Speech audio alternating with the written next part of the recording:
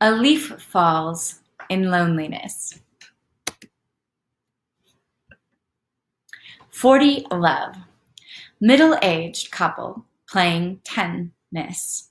When the game ends and they go home, the net will still be between them. These are two examples of spatial prosody. So a spatial prosody is broken down to an arrangement by visual pattern. So a lot of examples of spatial prosody come from E.E. Cummings and Apollinaire, and we'll get to Apollinaire a bit later. But one of the poems that I posted on the group was also E.E. Cummings' Grasshopper. What we see in E.E. Cummings is a specific type of spatial prosody where he uses the space of the poem or the arrangement of the letters within the poem to create a secondary meaning or feeling on top of the poetry itself. If you want to see how I got to the reading of A Leaf Falls in Loneliness, take a look again at that image, and I think you'll discover it right away. There are other kinds of spatial prosodies. The one that we also looked at, 40 Love, that was a little bit of an in-between. It both created a picture of the thing that was being talked about, which was a tennis court, but it also created space between the words, which made the reading kind of bum, bum, bum, bum, like a game of tennis, and also helped us feel the space between those people and their relationship that he was talking about at the very end of the poem. Spatial prosody can also be called a concrete poem or visual poetry. Those both refer to when the poem is more literally formed like the thing it's talking about. For example, a poem about a cat being in the shape of a cat. That last word there is kilogram or kilogram? Maybe you know. Anyway, that's what a term that Apollinaire coined for his book of poetry, which was a lot of these spatial poems. And he used a little bit more of that literal form, creating poems into things like hearts or horses, or we'll see later, the Eiffel Tower.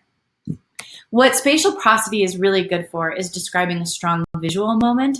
For example, you might write a spatial prosody about a group of birds taking flight, and you might use the words to create different sizes and shapes of birds from the ground exploding into the air, and then use words that describe them to create the wings and the bodies, fluttering, black, excited, twittering. Those words could be used to create the different birds.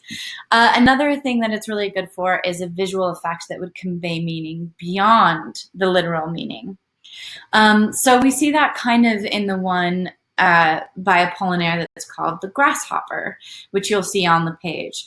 And there aren't a lot of words in that poem, actually, but the letters and the space feels like a grasshopper jumping along, and so do some of the sounds. So he even deconstructs the word to use the sounds to convey meaning, which we'll get into a lot more when we get into some of our later poets and some sonically dense poetry, which is some of my favorite. So the final thing is a thought that an iconic image supports, and we're going to see that in this little sample from Apollinaire.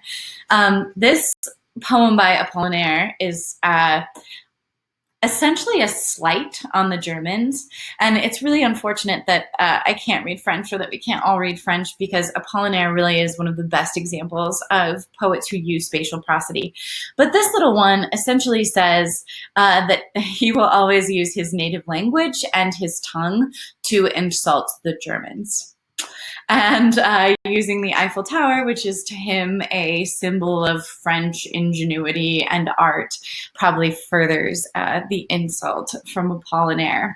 Another interesting fact about Apollinaire is that he was very close friends with Pablo Picasso, and another poet that we'll get to later in Sonic Density, Gertrude Stein. And Apollinaire and Pablo Picasso were actually originally suspects when the Mona Lisa was stolen from the Louvre in the early 1900s.